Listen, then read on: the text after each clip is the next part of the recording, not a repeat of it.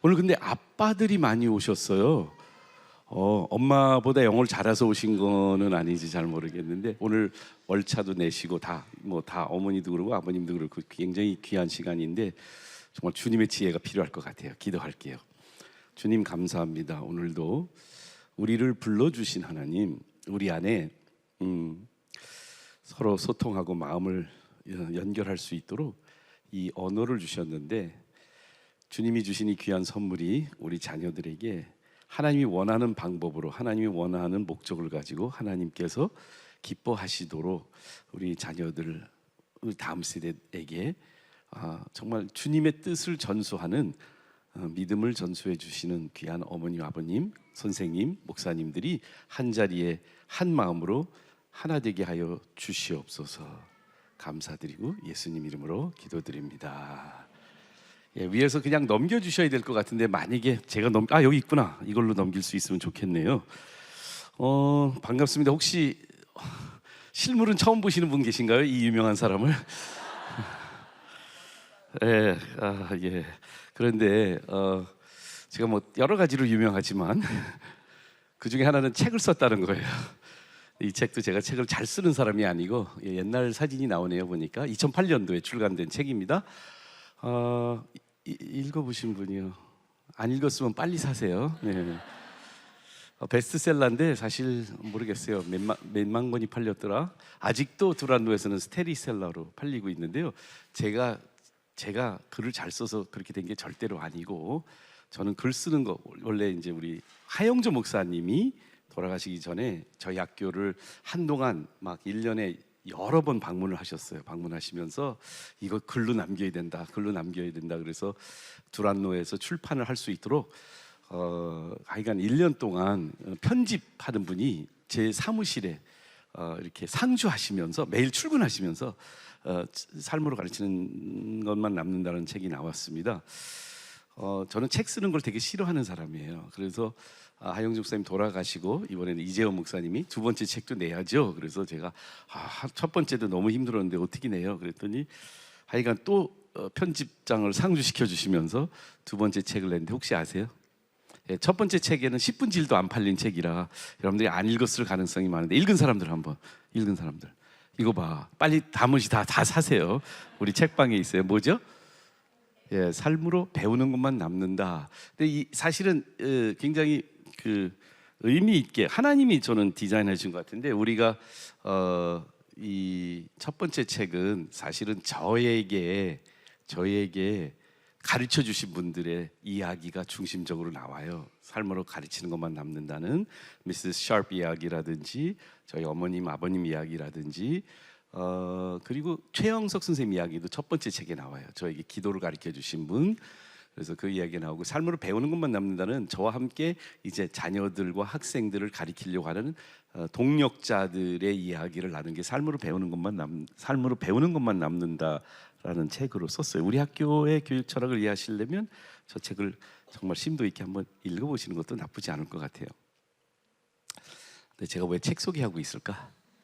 영어 교육, 외국어 교육, bilingual education에 대해서 얘기해요. 왜냐하면 이유가 있어서 그래요. 우리 아이들이 최근에 아빠가 학교에서, 저는 지금 퇴임한 상태입니다. 그래서 연금 받고 있거든요. 그래도 학교에 나와서 이런 거 하잖아요.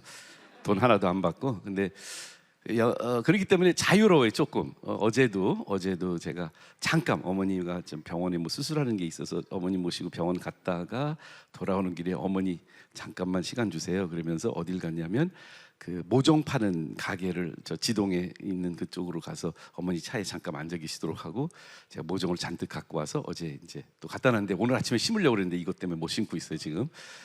근데 우리 아들이 그래요. 아빠 세 번째 책 제목이 나왔대요.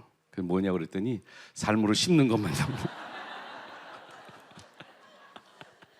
그래서 하려고 해요 진짜. 삶으로 가르치는 거, 삶으로 배우는 것보다 더 중요한 거 삶으로 심어야 돼. 삶의 심기음이 있어야 되는데 우리 영성은 그런 거 아닌가 생각을 합니다. 오늘 여러분들에게 제가 삶으로 심는 다중 언어, 영어 교육을 부모님들과 함께 하려고 그래요. 텃밭에 모종이 잘 자라서 열매를 맺는 것처럼 우리 아이들의 삶 속에서 정말 심기어진 데 꽃 피울 수 있는 bloom where you're planted 할 수 있는 우리 아이들의 삶이 되기를 간절히 소망해요. 저희 어머님이 제일 좋아하는 이 표어이시거든요. 그래서 우리 집에 어디 여기저기 붙어 있었어요. bloom where you're planted, 심기운데 꽃 피운다.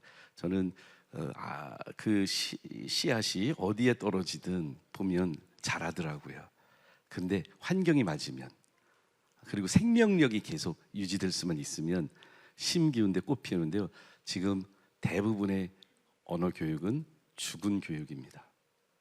꽃 피우지 못하고 열매 맺지 못하는 그런 교육으로 지금까지 영어 교육이 우리 이 땅에 많이 전파되고 있다고 생각하거든요.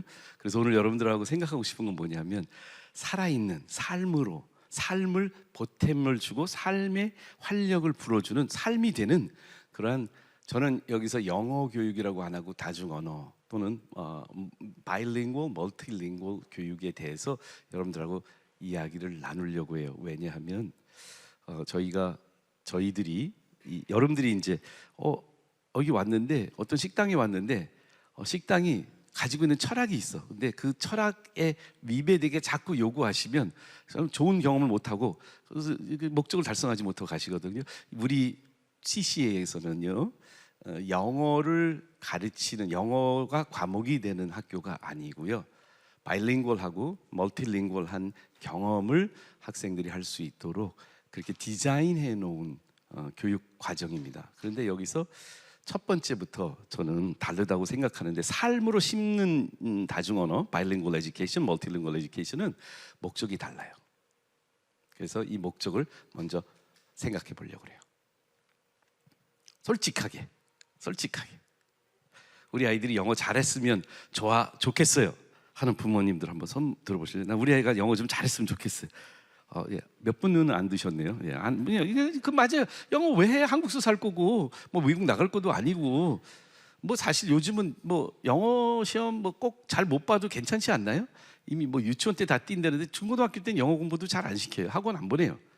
국어 학원 보내려고 그러지. 오히려 영어 학원 잘 안 보내. 근데 왜 영어를 배우려면 다 손 들긴 했는데 대부분의 이유는 내가 못해서 아닐까 모르겠어요. 나보다는 잘했으면 하는 마음이 있을 것 같은데요.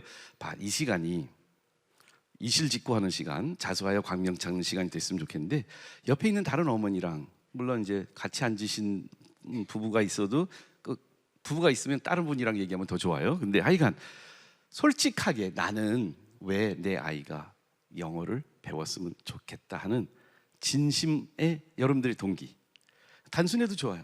난 우리 애가 왜 영어를 잘했으면 좋겠다 하는 것을 한번 이야기 나눠볼까요? 예, 두 사람 중에 영어 잘하는 사람이 먼저 시작하세요.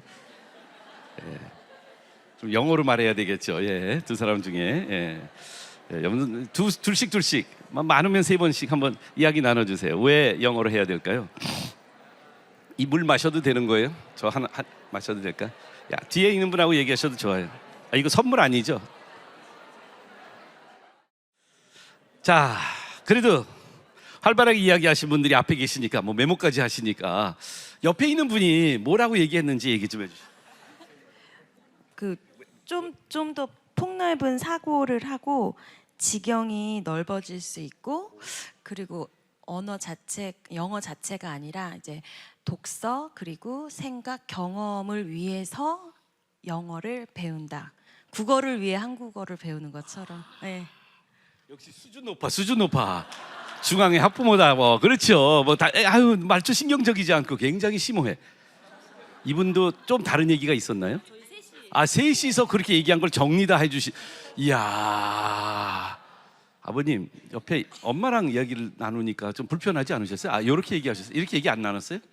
그래, 뭐라고 얘기하셨어요? 누가 먼저 얘기할까요? 네, 가치관의 시야를 넓히기 위해서 영어 공부를 시킨다, 그렇게 말씀해 주셨습니다. 다른 세계관을 가지고. 네. 여기는 뭐라고 그러죠? 네, 저도 세계관을 위해서. 네. 둘이 똑같은 얘기를 했네요. 어떻게 어디 여기 아버님 두 분이 얘기 나눴어요? 아니면 이렇게 나눴어요? 그럼 아버님 두 분이 나눈 데가 있나? 저쪽에 두 분이 그랬을 것 같은데, 이분들은 내가 보니까 벌써 심오해. 왜냐하면 애를 지금 첫째가 아니라 아버님 첫째가 아니죠? 몇째예요? 둘째입니다. 둘째. 오케이. 그러면 이제 뭐 이미 이 학교에서 다 교육 받아봤으니까 다 아는 거야. 이분이 뭐라고 그러겠나요? 뭐 저희도 같이 얘기 나눴고요. 뭐 아무래도 여러 가지 기회가 많아질 수 있고 다양한 인종들이 이제 함께 사는 세상이 됐는데 문화도 이해하고 서로 소통하는데 충분한 도움이 될 것 같다 이런 얘기 나눴습니다. 정리를 잘 해주셨는데 그러니까 남자들은 조금 더 실용적이죠. 심오한 자매님들보다 실용적으로 하시는 우리 남자들 혹시 이런 거를 거의 다 하셨을 것 같아요. 저도 적어봤거든요. 여러분들 거가 맞는 게 저기 중에 하나는 있을 거예요. 제가 좀 약간 카테고리로 했는데 학문적인 이유가 있죠. 그래도 영어는 우리 교육에 굉장히 중요하지 않아요? 그렇죠. 옛날 우리 다닐 때만 국영사자 뭐 이랬잖아요. 그렇죠. 그래서 영어가 굉장히 중요한 학문적인 또 많은 학문적인 또 여기서 혹시 연구하는 분들 연구원들 많이 계실 텐데 대부분 논문들은 영어로 되어 있어요. 그렇죠? 그러니까 영어를 모르면 여하간 학문적으로 내가 잘할 수가 없어서 하여간 원서도 읽고 대학도 진학 잘하고 학교에서도 공부 잘하려면 영어 잘해야 돼. 내 아이가 그래도 학문적으로 좀 뛰어난 아이가 되는 게 굉장히 중요할 것 같아요. 그게 나쁜 동기 아닌 것 같습니다. 두 번째로는 경제적인 이유가 있죠. 이거는 굉장히 이제 까놓고 얘기하면 야, 돈 벌려면 영어 잘해야 돼. 그렇지 않아요? 영어 하는 사람 영어만 잘해도 돈은 벌 수 있어. 제가 옛날에 들었던 이야기예요. 내가 이렇게 영어를 잘하는 나 지금 돈 잘 벌어야 되는데 지금 영어 때문에 돈 번 적이 없어요. 실용적인 이유가 있죠. 뭐 여행을 가거나 친구를 사귀거나 세계화되는 거에 사실은 나를 위해서는 여행도 잘하고 뭐 해외 나가서 좀 그렇죠. 좀 사기 좀 안 당하려면 영어 좀 할 수 있어야 되겠지. 자기 뭐 여러 가지 얘기죠. 자아실현적인 게 있어요. 세계를 보는 안목, 세계관이라고 할 수도 있고 다른 문화를 이해할 수 있고 나를 잘 표현할 수 있어요.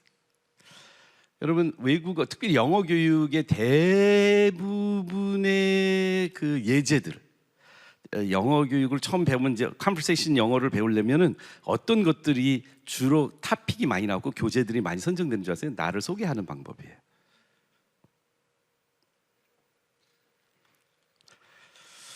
이 책을 쓰신 데이비드 스미스라는 분이 있어요. The Gift of the Stranger라고 우리 영어 선생님들이 일단은 다 읽고 있고요. 지금 이걸 통해서 우리 교육 과정을 재구성하고 있습니다. 지금 사실은.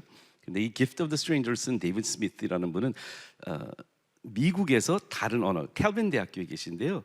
독일어 사실은 교수를 오랫동안 하셨어요. 독일어를 두 번째 언어로 가리키는 선생님들을 가리키는 분이에요. 그러니까 foreign language teacher들을 가르치시는 분이 기독교 대학에서 가르치고 있는데 고등학교 때 독일어를 가르치신 분이에요. 근데 자기가 그러니까 고등학생들에게 독일어를 가르치다가 교수가 되신 분이에요. 근데 자기가 고등학교 때 예수를 믿고 대학교에 이제 언어 그러니까 가르치는 그러니까 독일어 교육과를 전공하면서 자기 안에 계속 괴리가 일어나기 시작을 했어요. 그 괴리는 뭐냐면 내가 독일어를 가르치고 두 번째 언어를 학생들이 배워야 하고 내가 이것을 가르쳐야 하는 이유와 내가 크리스찬이기 때문에 그 예수를 믿고 나서 내 안에 바뀐 가치관과 계속 충돌이 일어난다. 그래서 느끼기 시작을 했어요. 그럼 자기가 교재를 보니까 다 자기를 어떻게 소개하고 어떻게 하면 실용적으로 생활할 때 불편하지 않도록 독일에 가면 이렇게 쓸 수 있고 하는 모든 내용들이 보니까 계속 생각해 보니 자아 중심적이에요. 자아 실현도 나를 위한 영어 교육이에요. 자, 문제는 뭐냐 하면 여러분들이 가지고 있는 이 굉장히 다양하고 굉장히 수준 높고 어떻게 보면 실용적인 이 많은 동기들을 영어를 배워야 하는 지금 1학년 여러분들의 자녀가 그 동기를 가지고 영어를 배울까요?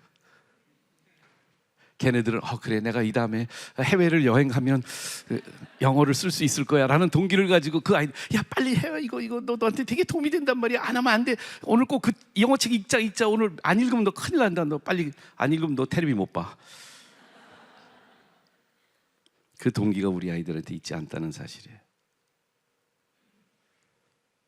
왜냐하면 하나님이 그런 동기로 언어를 주시지 않았기 때문이에요. 요약을 해서 여러분들하고 나누면 세 가지가 있는데요. Gift of the stranger, stranger 모르는 사람. Gift of the stranger. 이 Gift of the Stranger라는 책의 주제에 우리 학교의 철학적인 근간이 되는 외국어 교육, 두 번째 언어 교육.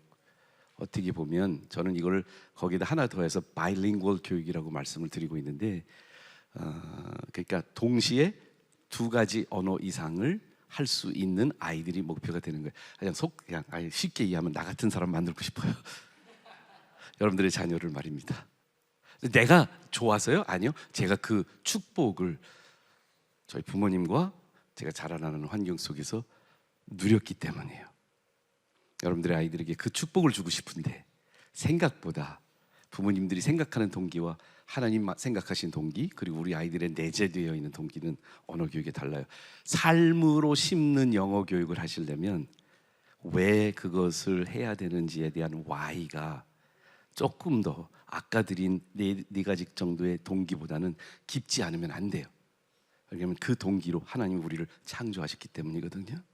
약간 철학적이고 신학적이지만 어려울 수 있지만 머리 아플 수 있지만 그래도 매우 중요하기 때문에 함께 생각해 볼까요?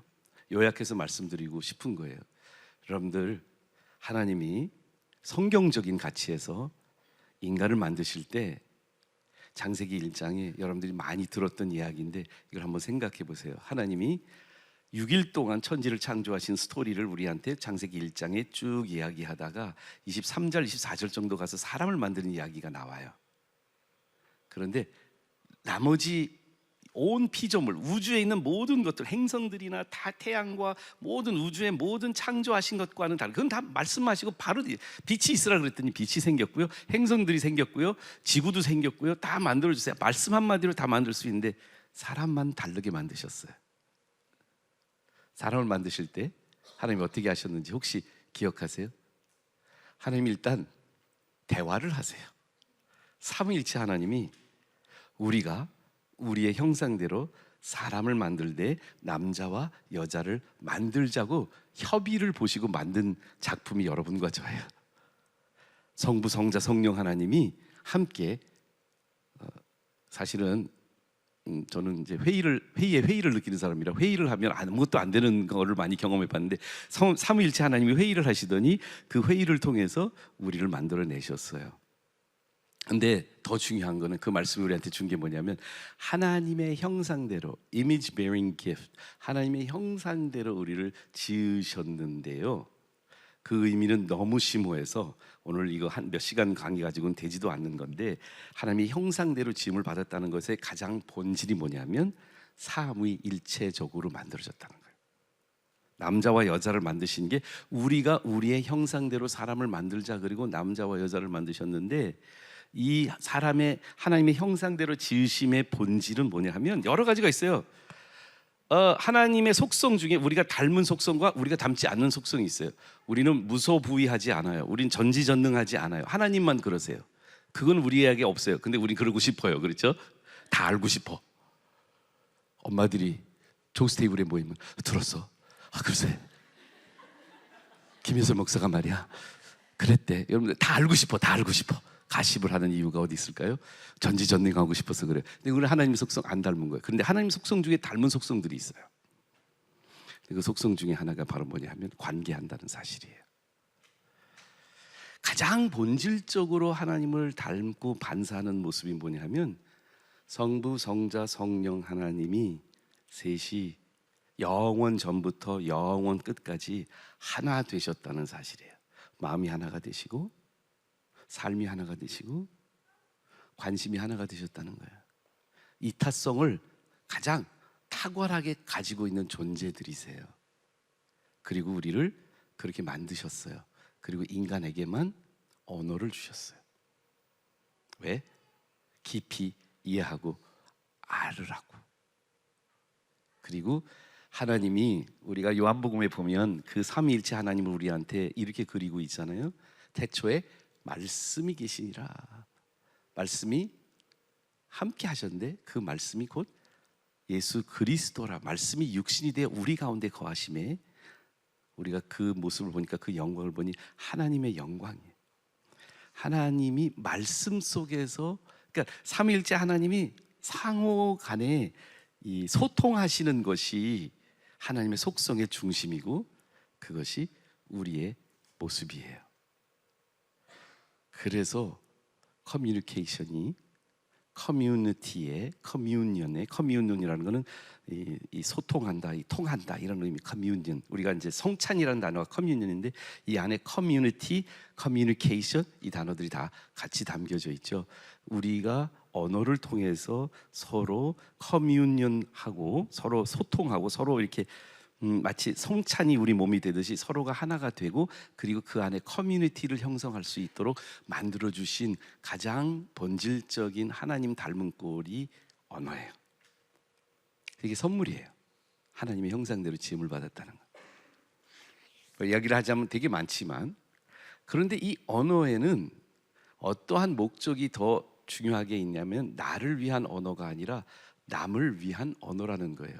그래서 이 책의 내용 중에 중요한 단어가 hospitality to strangers라는 거예요. 이 hospitality는 환대라는 단어거든요. 우리는 접대는 많이 알아요. 한국 문화는 진짜 접대 문화 하더라고요. 지난 토요일 날 한 800명 되는 손님들을 우리가 접대했어요. 우리 아들이 장가를 가가지고. 근데 부주를 갖고 오시니까 음식을 드려요. 왜 접대를 할까? 나한테 뭐 잘해줬으니까 제가 대접을 해야 되는 거잖아요.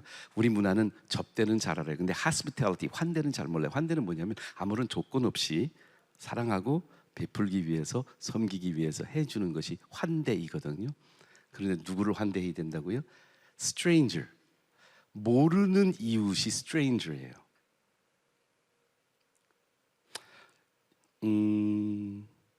이것도 한 12주 동안 시리즈로 설교할 만큼의 굉장히 중요한 내용이지만 언어에 대해서만 집중해서 생각한다면 내가 다른 언어를 배워야 되는 가장 본질적인 이유는 나와 다른 사람, stranger를 우리가 언어를 통해서 making strangers into neighbors, 나에게 모르는 사람을 이웃을 만들고 and taking the hand of the neighbor, 이 이웃의 손을 and putting that hand of the neighbor to the Savior, 우리 그리스도에게 손잡게 하는 역할을 위해서 하나님 우리한테 언어를 주셨어요.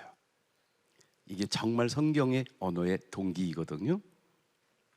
그래서 하나님은 제일 처음에 창세기 1장에 생육하고 번성하고 땅에 충만하라라고 하는 축복을 주세요.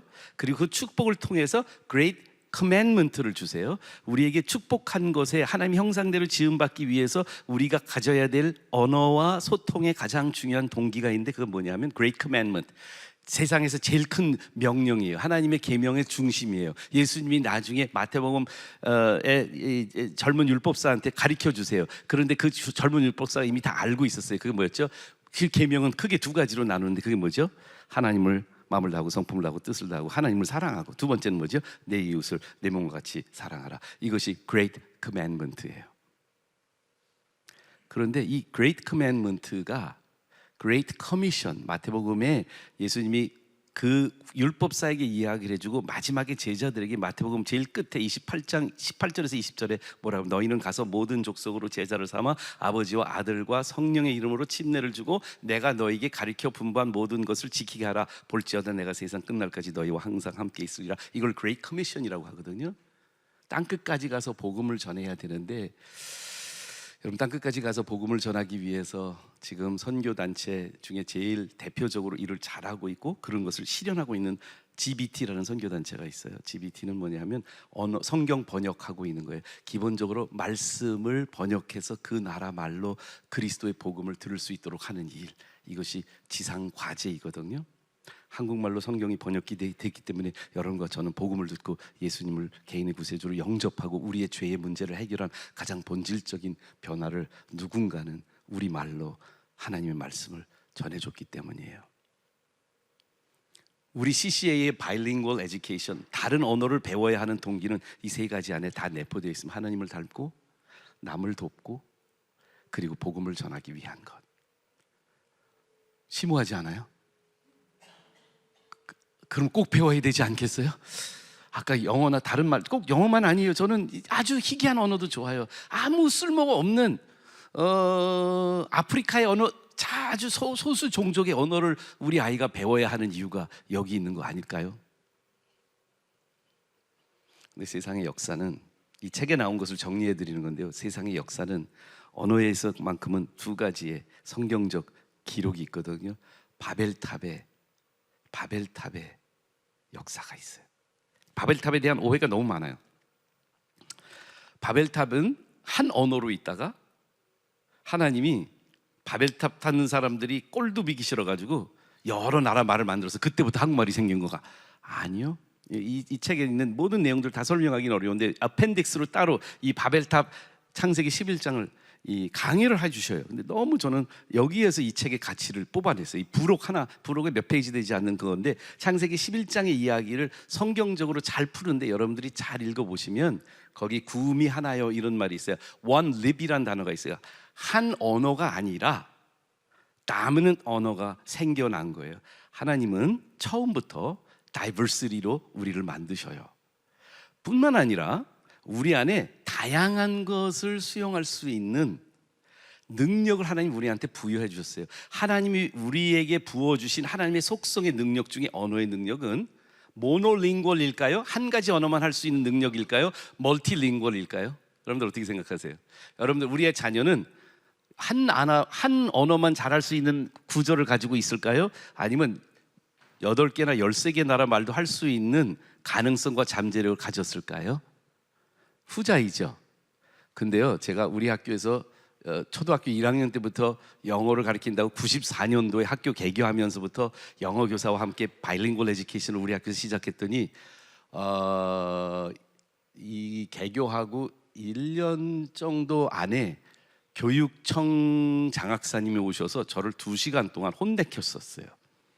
그러면서 저한테 뭐라고 논리를 피셨냐면 아이들은 너무 어린데 영어를 이렇게 가르치면 어떻게 해요? 고등학교, 중학교 가서 영어 배우니까 지금 초등학교 때는 영어 가르치지 마세요. 영어 가르치면 애들이 한국말도 헷갈려서 못 배워요. 혼동이 일어난단 말이에요. 영어는 일찍 가르치는 게 잘못된 거예요.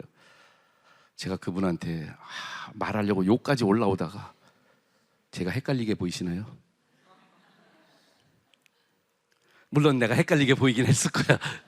미국 사람 같이 생긴 사람이 이렇게 한국말 잘하니까.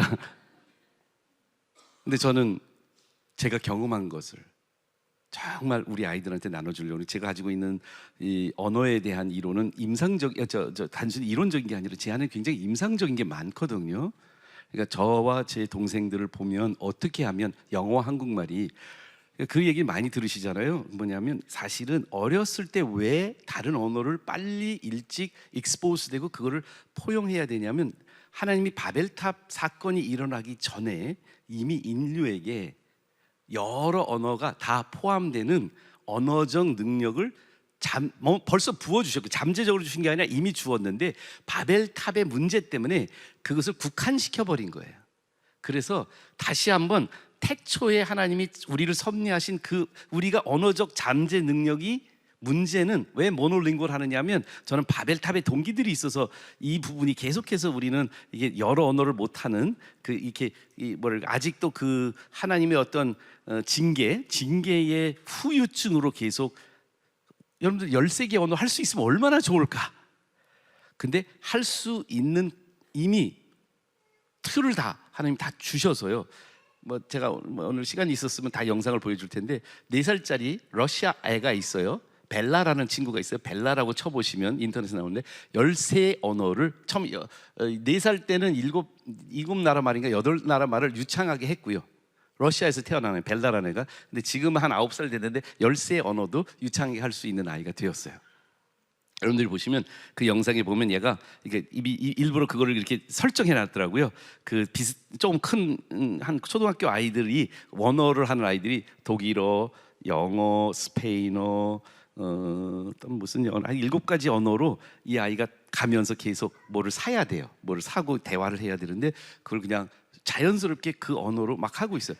왜 이 말씀을 드리냐? 제가 경험한 건 2 언어예요. 이 아이는 7 언어 내지 13 언어까지 그 뇌 속에 9살이 됐으니까 12살이 되기 전까지 가능한데 보통 12살, 13살이 넘어가면 그때부터는 우리의 이 flexibility, 우리 오른쪽 왼쪽 뇌의 이 뇌 구조 안에서 언어가 양쪽에서 다 언어가 처음 모국어는 발달이 되는데 이 양쪽에서 발달된 게 12살, 13살이 넘어가면 한쪽으로만 언어가 집중하기 시작을 해요.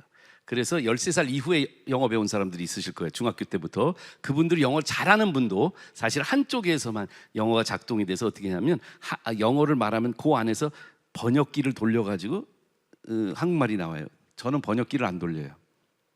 양쪽으로 영어. 그래서 제 아내는요, 어렸을 때 지금 이렇게 되돌아보면 영어와 한국어가 한 언어로 이렇게 섞여 있어요. 그러니까 두 개의 언어가 아니라 문장 구조도 틀리고 그 다음에 단어들이 보캐블러리가 다 다른데도 불구하고 제 아내는 그것이 번역이 된 게 아니고요, 한 말로 수용이 된 것이에요. 그래서 영어로 어머니가 얘기하고 아버지도 영어로 얘기했거든요. 우리 부모님이 너무 감사했던 건 뭐냐면, 혹시 여기서 그런 바이링구얼한 가정들이 혹시나 있다면, 뭐 요즘 오펄이라는 게 있어요. One person, one language라고 그래서 오펄, 만약에 엄마 아빠가 여러 가지 언어를 하거나 두 가지 이상 언어를 하면 한 사람이 영어를 하고 한 사람이 한국말을 하래. 이게 오펄 메서드라고 해요. One person, one language. 근데 저는 그걸 부인하고 있는데요. 오펄이 중요한 게 아니고요, dominant culture와 마이너리티 컬처, 그러니까 제 경험상 우리 부모가 저희한테 해준 게 뭐냐면, 한국에 있을 때 우리가 1년은 4살 때와 초등학교 4학년 때 1년씩 미국을 갔거든요. 그래서 어디에 있든지 우리 부모님이 한 게 있어요. 밖에서 한국말을 하면 집에서 영어를 하셨어요. 엄마 아빠가 같이. 밖에서 영어를 하는 문화가 되면 집에서 한국말 하셨어요.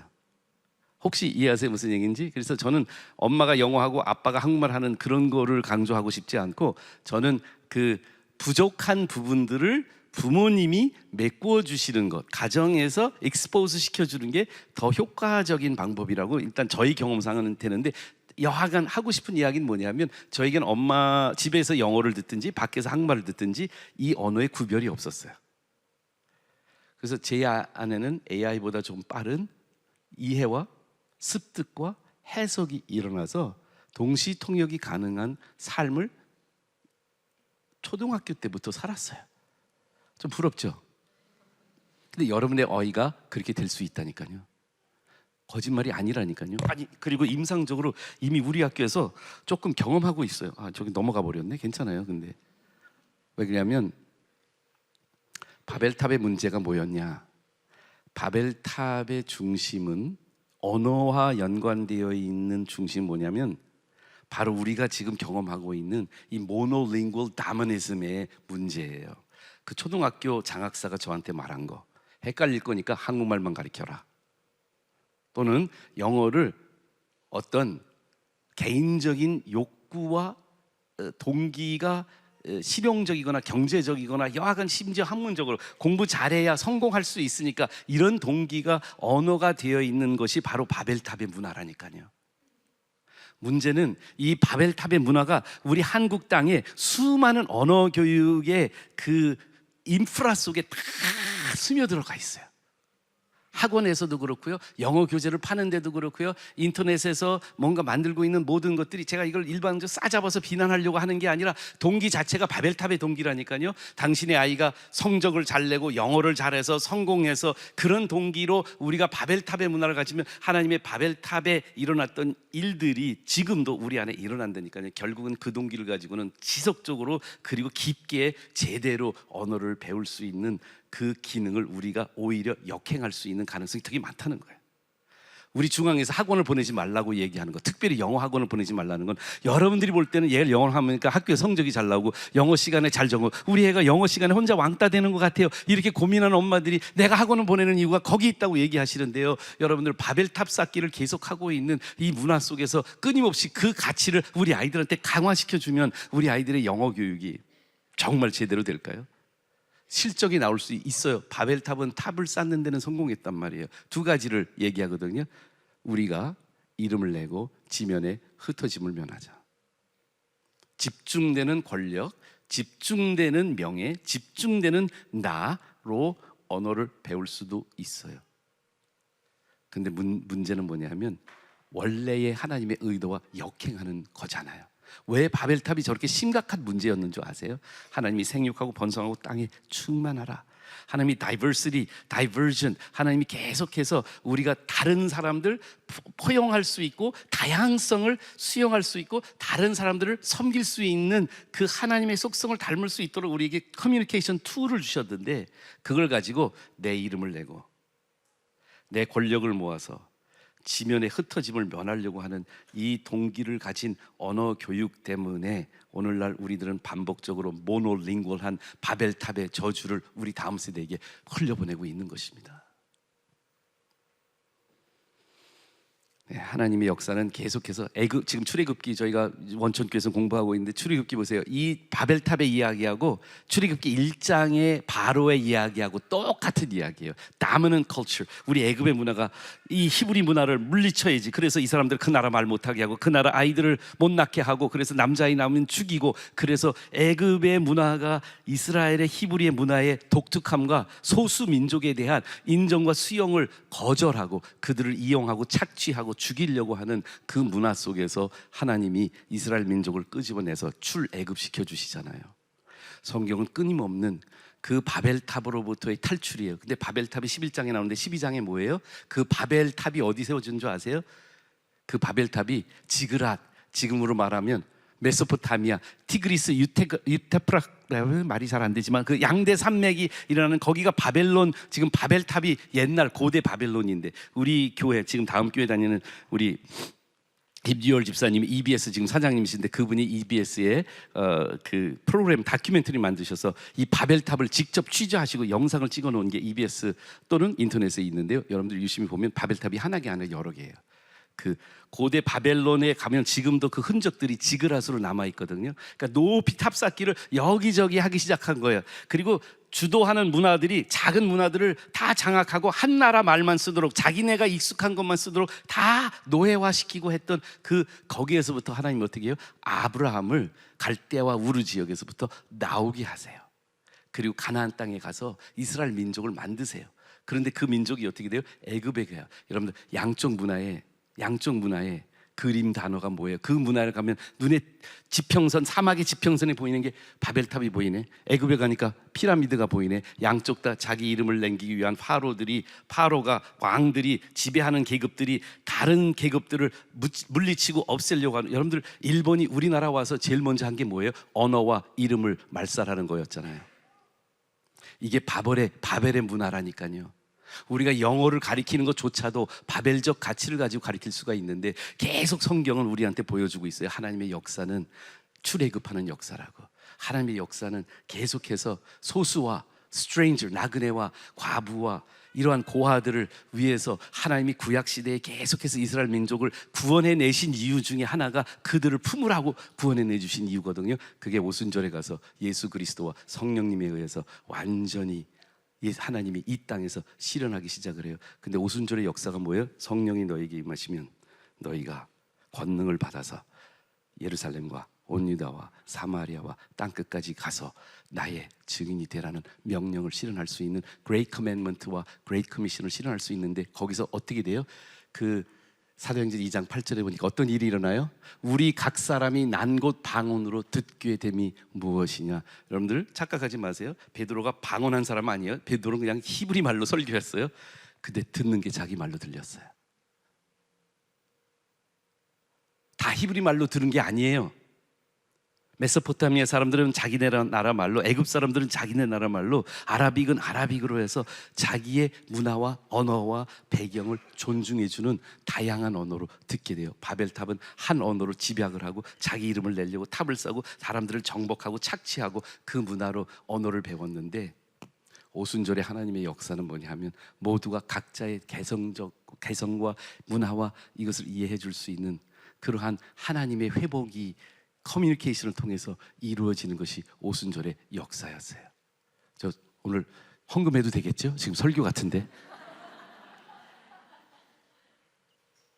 중앙기도학교의 영어 교육은 다른 목적을 가지고 있어요. 성경에 하나님이 언어를 만들어 주신 목적을 달성하기 위한 다른 이유를 가지고, 다른 Y를 가지고 우리 아이들이 언어를 배워야 된다는 그 강력한 하나님의 동기가 우리 안에 내재되어 있거든요.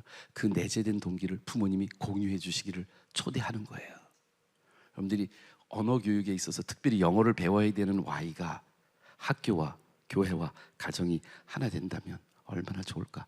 그래서 우리 영어는 선행학습이에요. 몇 년 전에 1, 2학년에서 영어를 선행하지 말라고 그러면 사립학교들 다 징계를 먹이기 시작을 했어요. 우리는 선행학습합니다. 먼저 하는 공부가 아니고요, 선행을 하는 영어를 가르치고 싶어요. 우리 아이들이 섬길 수 있고 이해할 수 있고 베풀 수 있고 품을 수 있고 나눌 수 있는 이유로 영어를 배웠으면 어떨까요? 우리 아이들한테는 그 동기가 훨씬 더 확실한 동기가 되거든요. 우리 부모님들과 선생님들이 같은 동기라면, 하나님이 우리에게 영어를, 이중 언어를, 다른 나라 말을 배워야 하는 이유가 우리가 선행을 할 수 있도록, 가장 중요한 선행이 복음을 나누어 주고 하나님을 발견하게 섬길 수 있는 그러한 우리 자녀들을 꿈꾸면서 엄마 아빠가 다른 언어를 배워야 하는 이유가 어디 있는지를 깊숙이 부모님이 함께 공유하고 있다면, 우리들의 목적과 이 숭고한 하나님의 섭리를 회복하는 그 동기가 강한 우리 커뮤니티 안에는 언어가 다르게 작동될 것 같아요. 저는 핵심적인 것만 오늘 말씀드리려고 했는데, 그래서 제가 저거 지웠어요. 작년에는 뭐라고 그러냐면, 내 아이 자녀가 김요셉 목사처럼 이중 언어를 구사할 수 있다면 라고 썼는데, 너무 자기중심적인 것 같아서 자기중심적이지 말라고 그래서 제가 저걸 바꿨어요. 근데 두 가지가 있어요. 핵심과 관건이 있는데요, 그럼 핵심과 관건을 제가 소개해 드릴게요. 영어 교육의 이중 언어 구사의 관건은 뭘까? 여러분, 관건 뭘 것 같아요? 핵심 뭘 것 같아요? 관심이에요. 언어는 관심에서 동기가 가장 강합니다. 그것도 언어 구사를 해야 되는, 배워야 되는 존재, 여러분들의 자녀의 관심이 되게 중요해요. 근데 대부분 우리는 학원에 아이를 보내는데요, 학원에 보내는 아이가 배워야 하는 영어는, 그 관심은 누구의 관심이냐면 엄마 아빠가 돈을 주어서 돈을 벌고 싶어 하는 학원 선생님의 관심에 의해서 영어를 배우게 돼요. 그럼 결과 중심적인 영어, 학습적인 영어, 진도가 눈에 보이는 영어를 배우게 되죠. 이해가 되세요? 왜냐하면 부모의 관심과 학원의 관심이 돈이라는 것으로 매칭이 돼서, 이 관심의 중심은 뭐냐 하면 아이의 관심이 아니에요. 이 아이가 이거에 대한 관심이 없어요. 엄마가 원하는 관심과 학원 선생님이 원하는 관심이 일치가 되긴 했지만 아이한테는 이것이 전혀 아니거든요. 그래서 그 관심 밖에 있기 때문에 관심을 끌기 위한 다양한 것을 이용해야 돼요. 두 중에 하나예요. 채찍과 당근이에요. 그래서 뭐 하여간 뭔가 달콤하게 많이 하든지 아니면 겁나게 하든지. 엄마들은 어떤 식으로 지금 학원에 보이나요? 근데 돈 얼마나 썼는지 아니? 너 지금 일주일 동안 너 텔레비 못 봐? 아니면 뭐 너 게임 못 해? 이러면서 영어 학원 점수 올리고 계시진 않나요? 진짜 관심은 interest이거든요. 그 아이가 언어를 하고 싶은 마음이 자연스럽게 이미 있어요. 왜 그러냐? 모국어를 배웠잖아요. 정말 여러분들 대단한 언어학자이신 거 아세요? 우리 여러분들의 자녀가 심지어 발달 장애를 가져서 언어 발달이 늦은 친구들도 언어를 하거든요. 언어가 습득이 돼요. 배워져요. 이해가 되고 의사 표현이 되고 또 소통이 가능하게 되는 이유가 어디 있냐면 그 안에는 내추럴하게. 그래서 제가 우리 학교에 선생님들도 그렇고 학부모님들도 그렇고, 여러분들이 너무 여러분들을 무시하지 마세요. 대부분요, 저는요, 이 우리 인프라 안에, 이 바벨탑의 구조 안에 있는 이 동기의 문제가 어디냐면 우리를 바보로 만들어. 물어볼게요. 여러분들 10년 넘게 영어 배우지 않으셨어요? 중학교, 고등학교, 중앙을 나왔으면 거의 18년, 중앙 나온 사람도 있으니까 20년 넘게 영어 했는데, 외국 사람, 미국 말 잘하는 사람 딱 엘리베이터에서 만나면 말이 나오세요? 잘 안 나오고 10년 넘게 했잖아, 그치? 근데 왜 그랬을까? 제가 며칠 전에 목사님들 몇 분하고 만났는데 이 언어에 대해서 얘기하다가 어떤 분이, 누구라고 말하면 아실 만한 분인데, 그분이 그런 거, 제가 언어를 배우셨대요. 관심이 많아서. 근데 목사님이신데 그분이 그러는 거, 자기는 독일말을 공부를 제일 많이 했대요. 독일말을 고등학교 때도 독어를 했고 독일말을 공부를 제일 많이 했는데, 중국어를 나중에 사역 때문에 중국어를 배웠어요, 나중에. 그런데 독어를 제일 공부를 많이 했는데 중국어 배우고 나서 독어는 하나도 모르겠대요. 다 잊어버렸대요. 그러면서 막 언어 얘기를 하다가 근데 왜 그러냐면 공부했기 때문에 그래요. 제발 제가 그리고 우리 학교 안에서도 노력하려고 몸부림치고 있는 게 있는데 과목처럼 공부하듯이 우리들이 배운 대로 근데 여러분 우리도 못하면서도 어떤 사람이 미친 짓의 정의, crazy의 정의를 어떻게 내는 줄 아세요? 똑같은 일을 반복하면서 다른 결과가 나올 것이라고 기대하는 게 미친 짓이래요. 근데 우리가 배운 대로 자꾸 애들을 영어 가르치려고 그래요. 미친 짓 좀 그만하자고요. 우리 아이들은 모국어를 배우는 것처럼 영어 배우면 돼요. 한국말 배우는 것처럼 가르쳐 주시면 돼요. 어떻게 가르치셨나요? 한국어 안 가르쳐 주셨어요? 그걸 생각하시면서 영어를 가르쳐 주시면 돼요. 이따가 팁은 더 드릴 테니까 시간이 많이 지나가서 제가 이분이 여러분 저 메리아나 파스칼이라는 사람이 이 말레이시아에 가서 이거 저 테톡스에 나오는 건데 제일 많이 뷰가 제일 많은 이 이중 언어에 대한 그 팁이 많은 분이신데요. 영어 교육 유튜브의 최고 시청률입니다. 그때만 작년이니까 지금 한 2천만 뷰가 됐을 것 같은데 이분의 challenge is that we know in schools all around the world, right? 잘 이해하고 English is 계시죠? not really being taught like it's a tool to play with. It's still being taught like it's an art to master. And students are judged more on correctness than on clarity. 이해 잘 하실 것 같지만 죄송하지만 제가 좀 소개를 해드릴게요. 이분은 지금까지 언어 교육에 문제가 있다. 다른 언어를 배울 때 우리는 이 언어를 연마해야 되는 art, 어떤 기술, 예술처럼 생각한다. 그런데 저게 뭐냐면 자기 딸이 피아노 배우는 거하고 이중 언어, 다른 언어를 배우는 거하고 비슷하다. 우리가 여러분들 피아노 가르친 적 있죠? 전혀 모르는데 애한테 어떻게 하죠?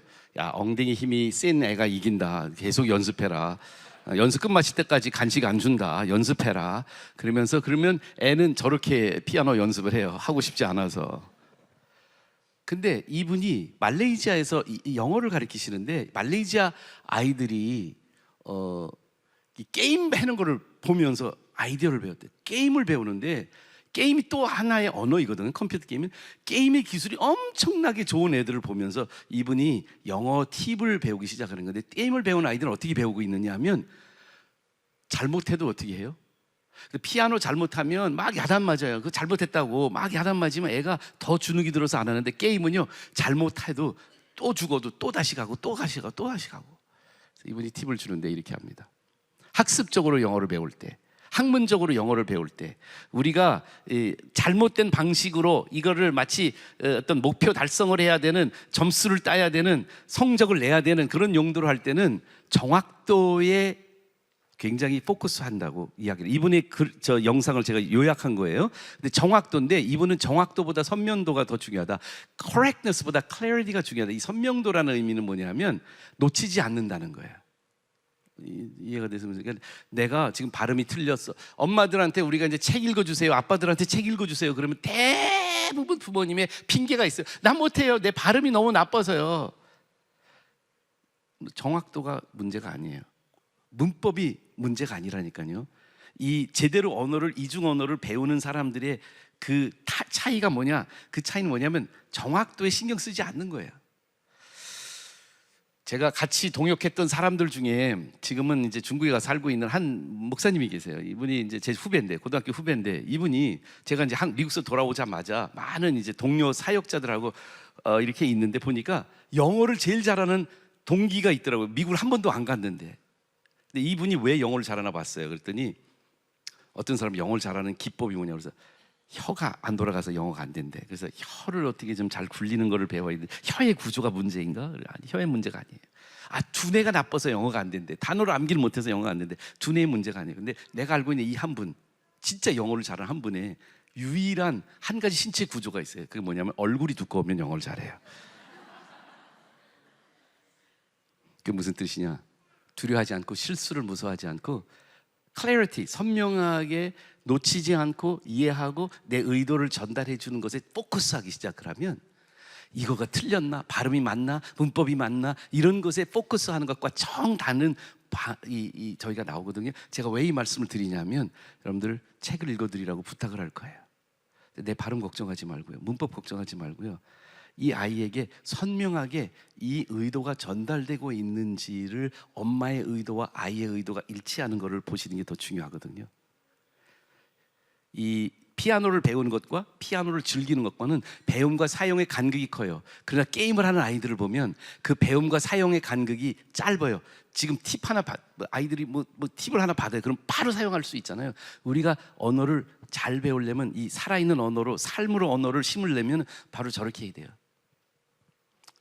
혼자 하는 게 영어 학습이 더 편하다고 생각하는데 함께 하는 게 게임할 때도 보면 배우죠.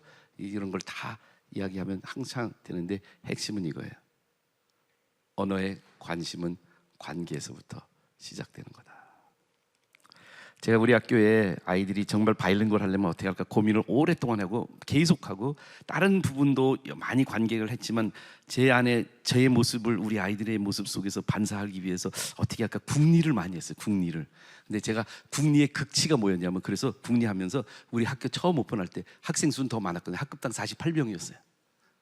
지금의 2배 있는 그때 영어 풀타임 원어민 교사가 2명이었어요. 메리 선생님하고 수 선생님하고 2명이 영어 원어민 선생님이 있어요. 지금은 25명의 원어민 선생님 우리 학교 안에 계십니다. 그런데 한동안 제가 무슨 고민에 빠졌냐면 우리 아이들이 저런 원칙을 가지고 나처럼 배우려면 관계해주고 관심 가져주고 함께 해주고 그 아이들이 진짜 영어가 그냥 학문이 아니라 영어가 삶이 되어서 배우려면 어떻게 할까 생각을 했더니 영어 교사를 늘리면 되겠더라고요. 그래서 정말 늘리기 시작을 했어요. 그런데 제가 늘리다 시작했는데 그 당시에 우리 학교 아이들이 한 890명 정도 됐거든요. 초등학교만. 내가 생각해 보니까 890명의 영어 교사를 고용하면 되겠더라고요.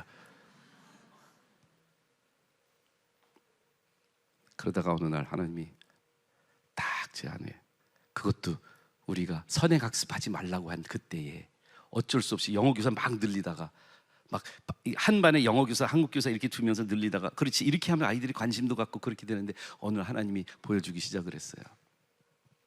너희 안에 890명의 언어 교사가 있다는 거예요. 아니 그게 아니라 890명이 아니라 1700명 넘는 언어 교사가 있다는 거예요.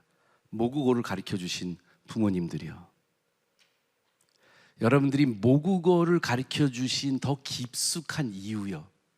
이 아이가 태어나서 그 아이의 마음과 영혼과 여러분들의 마음과 영혼이 닿기 위해서 아빠, 엄마가 쏟아 부으셨던 그거를요. 지금 학원에 어떠한 돈을 내도 어떠한 비싼 학원 보내도 바꿀 수 없는 그 동기가 있어요. 그 동기는 바로 뭐냐면 소통하고 싶은 가장 깊숙한 동기가 여러분들한테 있단 말입니다. 그게 바로 뭐냐면 이 아이와 바꿀 수 없는 관계를 가지고 있다고요. 저는 관계가 깊은 사람이 못하는 것으로 영어를 가르치는 것이 관계가 없이 영어가 잘하는 사람이 가르치는 것보다 몇 배 더 강력한 변화를 초래하는 것을 이미 목격했습니다.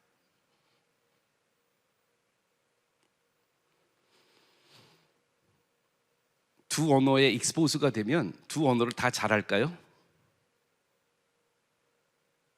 아니요. 특별히 우리 교민들을 보면 미국에 가서 사는 교민들의 자녀가 한국말을 못해요. 엄마 아빠가 한국말을 유창하게 잘하는데도.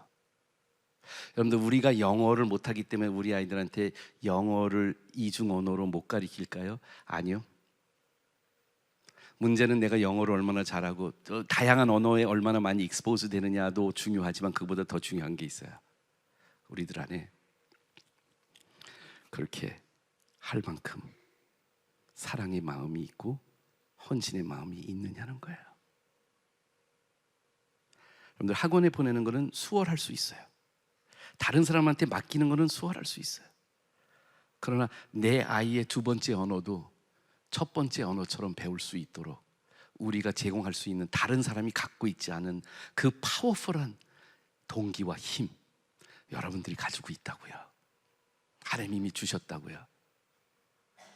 여러분들이 영어를 모국어처럼 가르쳐주면 되는데 잘해야 가르치는 게 아니라 사랑하고 관계해야 잘 가르칠 수 있다고요. 여러분들의 무릎 위에 저희 어머니가 한 것처럼 목이 쉬도록 영어책을 읽어주는 엄마와 아빠의 숨결에 우리 아이의 영어는 영혼에 들어가는 영어가 됩니다. 어제 저희가 어머니 병원 갔다 왔어요. 사실은 피부암이 또 생기셔서 그 피부암 제거하고 실밥법으로 어제 갔다 왔다가 저녁에 밥 먹고 있는데 아버지가 어디 갔다 오셔서 순서지 하나를 갖고 왔어요. 제가 영상 하나 여러분들한테 보여드릴 건데요. 어머니가 지금 어제는 이제 우리 딸이 또 물어보기 시작을 했어요. 할머니 손주들 이름 기억하세요? 손주들 이름도 잊어버리는 지금 치매의 상황이 지금 이미 도달했어요. 근데 어저께 순서지를 보시더니 어머니가 갑자기 그 순서지 나오는 찬송가를 읽으시는 거예요, 한국말로. 근데 왜 그런 줄 아세요? 우리 엄마가 우리 아버지 만나서 결혼해서 미국에서 살지 않고 배 타고 3주 동안 한국에 나왔어요. 왜 한국에 오셨냐 하면 아버지의 가족들이 다 예수님을 몰라서 이제 6.25 터진 지 몇 년 되지 않은 한국 땅에 미국에서 살지 않고 한국까지 온 우리 엄마의 마음속에는 예수님의 지상 과업이 엄마의 삶 속에서 남편의 가족들에게 전하기 위해서 한국에 왔어요. 근데 배 타고 오면서 우리 아버지가 우리 엄마한테 한국말을 어떻게 먼저 가르쳐 준 줄 아세요? 한국말은 읽기가 쉬워요. 뜻은 몰라도 읽는 건 영어보다 훨씬 쉬워요. 그래서 우리 아버지가 한국 찬송가로 엄마한테 한글을 가르치셨어요. 그리고 3주 동안 찬송가를 배워서 한국에 오자마자 교회 가니까 찬송가를 다 부르시는 거예요. 무슨 뜻인지는 하나도 모르지만 찬송가를 다 부르시는 거예요. 어제 찬송가를 어머니가 떠듬떠듬 읽는 모습을 보면서 저런 동기로 한국말을 배우시고 영어를 배우시니까 그 자녀들이 같은 마음으로 한국말과 영어가 전수가 되고 저희들이 두 언어를 똑같이 유창하게 할 수 있는 축복을 받았다는 걸 봤어요. 잠깐 보여드릴게요. 그리고 마칠게요. 어디는 없으리 돌아가네 고향 하는 나라 하는 나라 고향 하는 나라 광야에 찬 바람 불더라도 아니도 아문 길머니 산 넘어 눈보란 세차게 불어도 돌아갈 내 고향 하늘 나라. 아멘. 날 구원하신 주 모시옵고 영원한 영광을 누리리라. 그리던 성도들 한 자리만 날이 돌아갈 내 고향 하는 나라. 아멘. 못해도 괜찮아요. 발음이 틀리고 철자법을 못 읽어도 괜찮아요. 근데 여러분들 마음속에 언어를 만들어주신 하나님의 마음을 가지고 여러분들의 자녀를 하나님이 그렇게 사랑하는 존재로 만들 수 있다는 확신을 가지시고 전 세계에 가서 복음을 전하는 우리 아이가 되는 꿈을 꾸시면서 함께 찬송가, 성경, 영어 책들을 읽어주신다면 아마 여러분들의 자녀도 똑같은 바이링골의 축복을 누리게 될 줄 믿습니다. 기도할게요. 하나님,